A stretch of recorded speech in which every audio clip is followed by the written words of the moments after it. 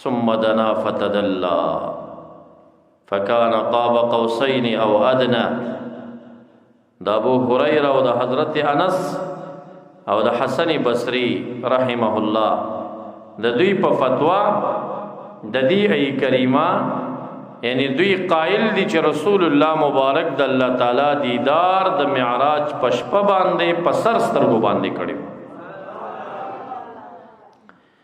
او بی بی عائشہ صدیقہ او عبد الله ابن مسعود هغوی دواړو رایه دادا چې دیږي کې کم نزدېکت او رؤیت راغلی دی نو دا د رسول الله مبارک او د الله تعالی مینس کې نه دی بلکې دا د رسول الله مبارک او د جبرائیل علیہ السلام په مینس کې راغلی ولقد رآه نزلة اخرى عند سدرة المنتهى. رسول الله مبارک کتلی او جبرائیل علیہ السلام په خپل شکل کې یو کرت بلیم کتلیو کله کتلیو سدرة المنتهى سره کتلیو. ولقد رآه بالافق المبین او رسول الله مبارک جبرائیل علیہ السلام په خپل شکل کتلیو په افق المبین کې. یعنی یو پیغمبر هم جبرائیل علیہ السلام په خپل شکل نه دی کتلی او رسول الله مبارک دو کرت جبرائیل علیہ السلام په خپل شکل باندې کتلی. دا د بی بی عائشہ نظر دی دا د عبد الله ابن مسعود نظر او د عبد الله ابن عباس سب نظر دار چې بل رآه بقلبه د زړه پستر کوئی د الله تعالی دیدار کړو. او انس ابن مالک ابو هريره حسن بصری دوی وی چې د سر پستر کوئی د الله تعالی دیدار کړی دی. الله تعالی د محبوب پسترګو کې یو طاقت واچولو په شپه باندې لکه څنګه چې په قیامت کې او په جنت کې مونږ او تاسو د خپل خالق دیدار کوو دا یو مسلمه خبره. نو دا شان دلته د سترګو ته الله تعالی طاقت ورکړي. بهرحال خدا مسله چې دلته په سر سترګو کتلې که د زړه په سترګو یې کتلې او کنه دا دیدار د جبرائیل علیہ السلام کړي دا درې قول مفسرین راخستی دي. یو جانب دی بل جانب باندې پکې غلط فتوی نه لګي ځکه دا هر قول کې د صحابه او اقوال شته دي او کومه مسله کې چې صحابه اختلاف وکي نو به چې امتیان د صحابي هر یو قول پسې لاړ شي نو دا حق ته رسیږي. بیا اصحابي کالنجوم بأيهم اقتديتم اهتديتم. زما صحابه د ستورو مثال لري چې کم یو پسې تاسې لاړئ سمه لار مو بیا مونته. البته دا د هر چا خپل یو کار دی چې دی اوس د بې ادبۍ نه دا خبره کوي کنه د دې صحابي دا خبره ورته معتمد ښکاره شوې وي. د امت مفسرین هم ډلې ډلې دي. یو ډله مفسرین وایي چې رسول الله مبارک جبرائیل علیہ السلام کتلی. یو ډله مفسرین وایي چې رسول الله مبارک په سر سترګو الله تعالی کتلی. یو ډله مفسرین وایي چې رسول الله مبارک د زړه په سترګو الله تعالی کتلی. دا د هر چا خپل یو نظر دی خو یو به په بل فتوا نه لګي ځکه که فتوا یې ولګوله نو په همغه مسله کې صحابه مقتدا شته دي بیا به د فتوا صحابو ته راجع شي. دلایل د هر چا شته دی. څوک چې وایي چې د زړه په سترګو یې کتلی دی سورت نجم کې آیت شته ما کذب الفؤاد ما رآ. زړه د نبی علیه السلام دروغ نه ویلي په هغه څه کې چې د زړه کتلی او دا د زړه کتلی. څوک چې وایي په سر سترګو یې کتلی دلیل د قرآن کریم نه پیش کوي ما زاغ البصر و ما طغى. کګلچ نو کړی سترګو د نبی علیه السلام او نه یې د حد نه تجاوز کړی او په دې سترګو مبارک وي چې د الله دیدار کړی نو حقیقت کې دیدار یې کړی دی. هغې دې نه استدلال د هر چا خپل استدلالات دي. لکل وجهة هو مولیها. هر چاته یو طرف شته په هغې باندې به د مخ ورګرځئ. دلایل د علماو کار دی وظایف پې لري. فکان قاب قوسین او ادنا. پشو نزدېکت د نبی علیه السلام په قول د ابو هریره د حضرت انس او د حسن بصری باندې شو نزدېکت د رسول الله مبارک نزدېکت د الله تعالی سره په نزدېکت بلا کیف باندې. دا نزدېکت د مکان نه دی ښه مکان سوچونه بدلته نه کوي. دا نزدېکت د رتبې دی دا نزدېکت د معنا دی دا نزدېکت د محبت دی، دا داسې نزدېکت نه دی لکه دا یو لاس چې دی بل لاس ته نږدې کېږي، دا د مجسمو عقیده جوړېږي. ګورې هغې طرف ته هم سوچ لاړ نه شي. فکان قاب قوسین او ادنا، د دې دوه اسانې ترجمې دي. یوه ده فکان القرب بینهما کقدر ذراعین، نزدېکت دومره زیات شه لکه دوه ګزه، او ادنا یعنی بل ادنا، بلکې د دوه ګزونو هم نزدېکت زیات شه. دا یو قول. او دویم قول دا دی چې قاب قوسین دلته قلب دی، کان القرب بینهما کقابی قوس واحد، نزدېکت داسې شه لکه د یوې لیندۍ دوه قابونه. عربي لیندۍ که تاسو عجیبګر کې کتلي په دې شکل باندې وي، زموږ لیندۍ خو دوشاخي که نه هغه داسې. دا دلته چې کوم لبړ راغلی دي ته وتر ویلی شي، دې تسمې ته عربی کې وتر ورته وي. دا دې اړخه چې کوم لرګی داسې را کوک شوی دې ته قاب وایي، دې خوانه چې راغلی دې ته عربی کې قاب وایي. دلته آیت کې راځي که قاب قوسین لکه د دوه لیندیو قاب، نو دوه لیندۍ خو خپلو کې نزدېکت نه لري، نو علما وایي دلته قلب دی.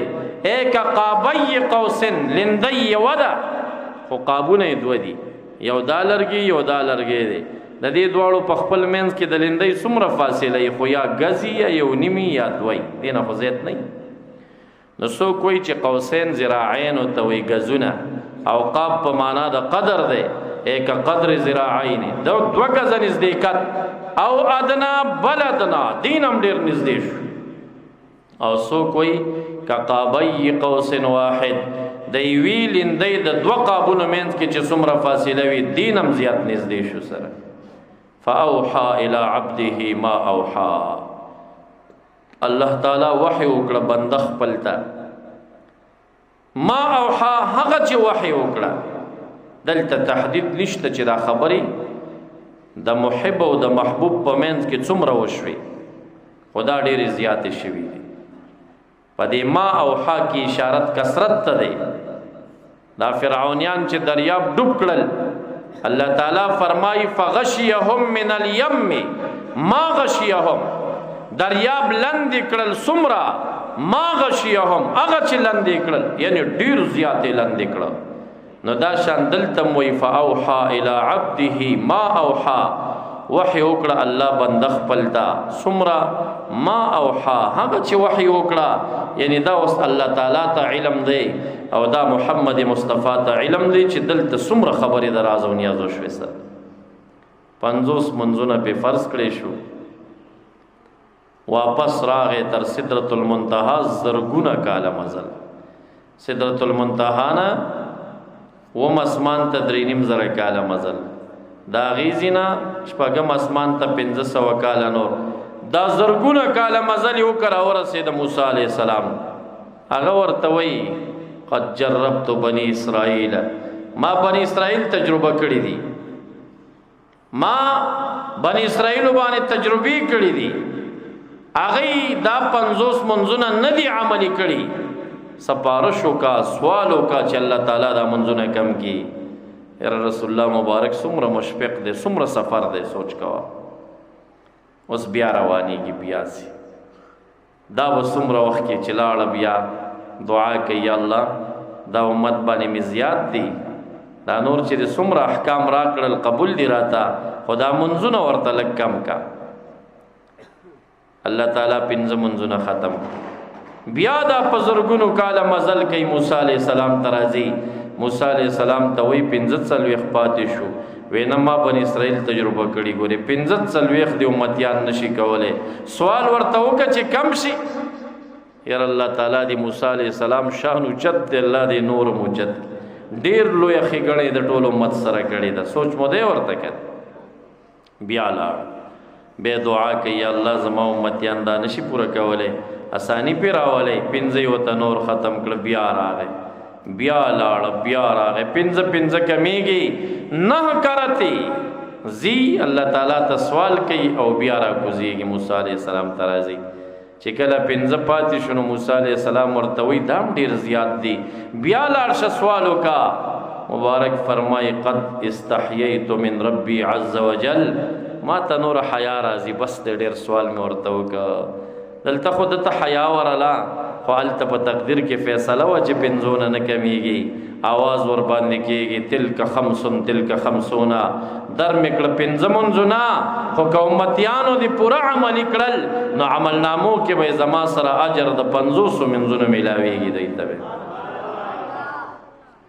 مبارک بیت المعمور ته لاړه بیت المعمور کې دومره ډېرې فرشتې وي په یو ټیم 22,000 فرشتې وردننه کېدې الله تعالی عجیب ذات دی کعبی مبارکی په برابرۍ باندې په اول اسمان کې د فرشتو یو کور دی بیت العزت ورته وي بیا په شپږم اسمان کې یا اووم اسمان کې یو بل کور دی هغې ته بیت المعمور وي دا هم په همدې برابرۍ باندې هغه فرشتو ته جوړ کړي د انسانانو ته جوړ کړي د کعبې سره وعده کړې ده چې 24 غنټو کې به 80,000 کسان درنه طواف خامخا کوي دینه به کم نه او څومره چې زیاتیږي به خو کمبود د دینه به نه راځي 80,000 فرشتگان به چې کم دینو در باندې د بیت الله شریف نه طواف باندې دا لګیا دي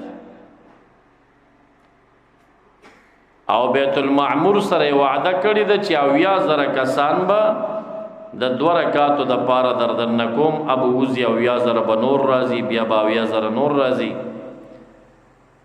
خو مونږ او تاسو ته الله تعالی د فرشتو په بدل کې دومره خو قتل چې فرشتو ته بیت المعمور کې 2 رکعاتو منځ اجازت ورکي تر قیامت د هغه فرشتي بیا نمبر نه را رسیږي او مونږ او تاسو چې مالدار یو نو روزانم بیت الله شریف تتلې شو د 2 رکعاتو په زیبانه پکې سلسله رکعات هم کولې شو دا زمون خصوصیت ده او د الله تعالی قدرت دی چې د دنیا مخلوق راشي حرم ډکیږي نه حرم به بیا هم تشي چې ورته ګوري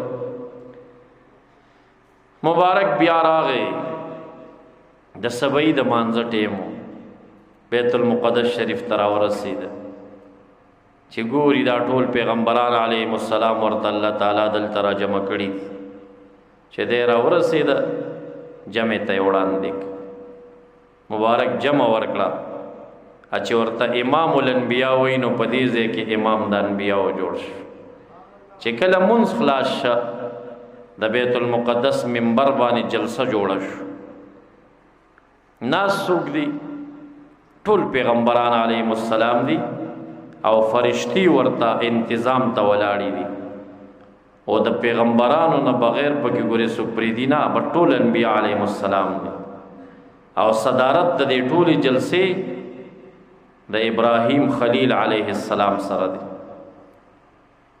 نو اولی آدم علیه السلام ته وویل تاسو پاسېږئ یو څو خبرې وکړه نو آدم علیه السلام د بیت المقدس په منبر کېناسته نو د خپلو بچو ته خپل ځان وښوده تاسو ما پیژنئ زه ابوالبشر یم او زه صفی الله یم داسې مناقب د ځان بیان کړل د مناقبو د بیان نه بعد هغه راکوز شو ابراهیم علیه السلام خپله پاڅېده هغه د خپل ځان مناقب بیان کړل هغه راکوز شو نو بیا موسی علیه السلام پاڅېد هغه هم د ځان مناقب بیان کړل نو بیا عیسی علیہ السلام پاسې دا انبیاء اولو العزم دي کنه دا نور خو نه غږیږي دا خواص دي نو عیسی علیہ السلام هم د ځان مناقب بیان کړل نو په آخري کې محمد رسول الله صلی الله علیه وسلم فرمایي وی ما ته نمبر را ورسېده جبرائیل علیہ السلام وویل تاسو پاسېږئ یو څو خبرې تاسې وکئ نو مبارک پاسېده نو وی فرمایل انا خاتم النبیین زه د ټولو پیغمبرانو آخري پیغمبر یم ولا فخر او زما په دې څه فخر نشته کبر نه کومه خو د خپل نعمت اظهار کومه خپل مناقب دلته ډېر بیان کړي دي نو مبارک هم کېناست نو ابراهیم علیه السلام بیا پاسېده چې پاسېده نو انبیاء علیهم السلام ته ویل چې تاسو ټولو ما هم د ځان مناقب بیان کړل، تاسو هم بیان کړل. خدا رسول الله مبارک چې کوم خصوصیات الله تعالی ورکړي دي، فبذلک فضل الله محمدا علی سائر الانبیاء، د دې خصوصیاتو په وجه باندې او یاد الله فخر د عاجزۍ په وجه باندې الله تعالی محمد عربي علیه السلام په ټولو پیغمبرانو مختار او بهتر ګرځولې. دا غیز نه مبارک بیا راغی مکه معظمه ته سحر چې کله راورسېده نو دا خبره چاته وکړه چې زه خو بیګا ډېر لوی سفر ته تللی وم. هغه بل ته وکړه، کافران د مکې معظمې پې خبر شو. اوهو هغې خو مسخرو تشنه ناست، نه هغې مسخرې شروع کړي که نه راشئ واورئ. اوس لا نورې خبرې شروع کړي دي چې زه بیت الله شریف ته تللی یم او زه اسمانونو ته تللی یم. نو صدیق اکبر رضی الله تعالی عنہ چرته تللی و، نو څوک ورته په مخه ورغله وایي اشنا نه دې خبرې، نن خو هغه بله خبره کوي. څه وایي؟ وایي اسمانونو ته تللی یم. وی ښه رسول الله مبارک دا خبره په خپله وکړه. وی او وی زما اشنا رښتینی دی چې څه یې ویلي رښتیا دي، دا به ختلی وي. چې کله نبی علیه الصلاة والسلام ته د صدیق اکبر صاحب دا غیبانه ګواهي راورسېده چې زما صداقت په غیاب کې کړی دی، زما د خولې نه و اورېدلي وی ویل چې رښتیا یې ویلي دي، نو لقب د صدیق ورکه. په ټول امت کې د صدیق اکبر لقب ده وګټلو، من النبیین والصدیقین والشهداء والصالحین. پیغمبرانو پسې اول مقام د صدیقینو دی، شهید دی مقام اوچت دی، او په صدیقینو کې بالاتر مقام د صدیق اکبر رضی الله تعالی عنہ الله تعالی ورک.